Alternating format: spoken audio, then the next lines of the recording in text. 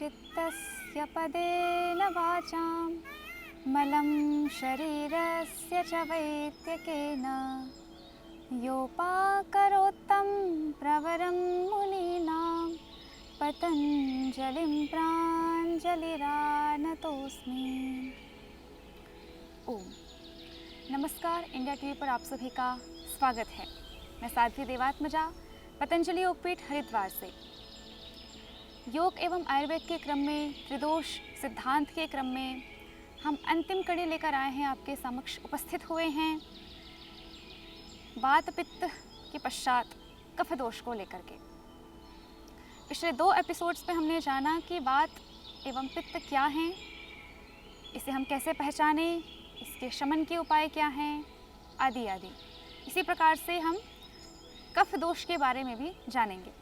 तो आइए देखते हैं इस संस्कृत निष्ठ कफ शब्द का अर्थ क्या है। तो इसका संस्कृत में अर्थ करते हैं केन जलेन निष्पद्यते फलति इति कफः, अर्थात जो जल से उत्पन्न होता है वह कफ कहलाता है। कफ की मूल प्रकृति है चिकनाहट, अर्थात स्निग्धता, श्लिष्टता। जो चिपकता है वह कफ है।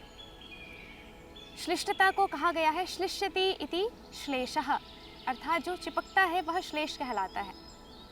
तो कफ जैसे आप सामान्य घरों में भी देखते हैं, कहते हैं कि कफ हो गया है, कफ उत्पन्न हो गया है।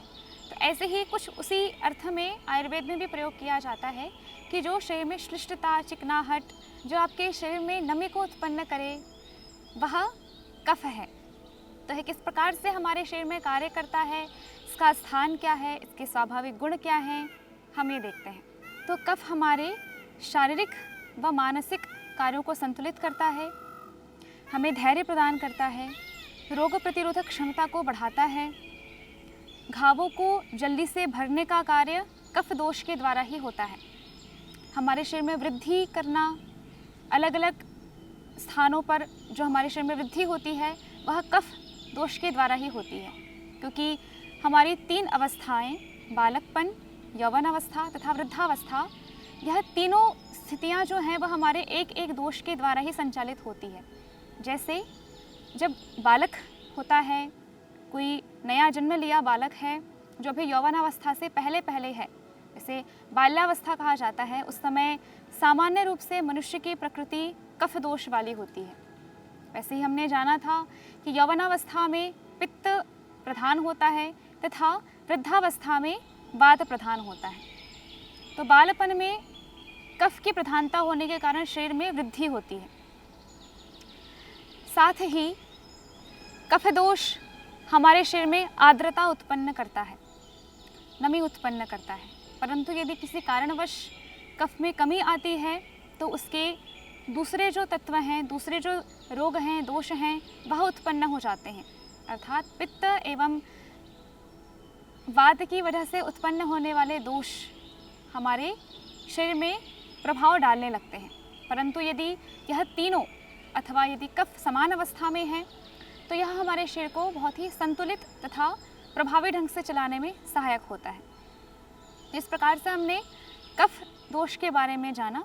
आइए देखते हैं कफ कितने प्रकार का होता है तथा कफ के कौन कौन से प्रकार हैं। तो जिस प्रकार से पित्त के 5 प्रकार बताए थे, उसी से पूर्व वात के 5 प्रकार बताए थे, ऐसे ही कफ के भी 5 प्रकार होते हैं। क्लेदक, बोधक, अवलंबक, श्लेषक तथा तर्पक। इस प्रकार से 5 प्रकार बताए हैं कफ के।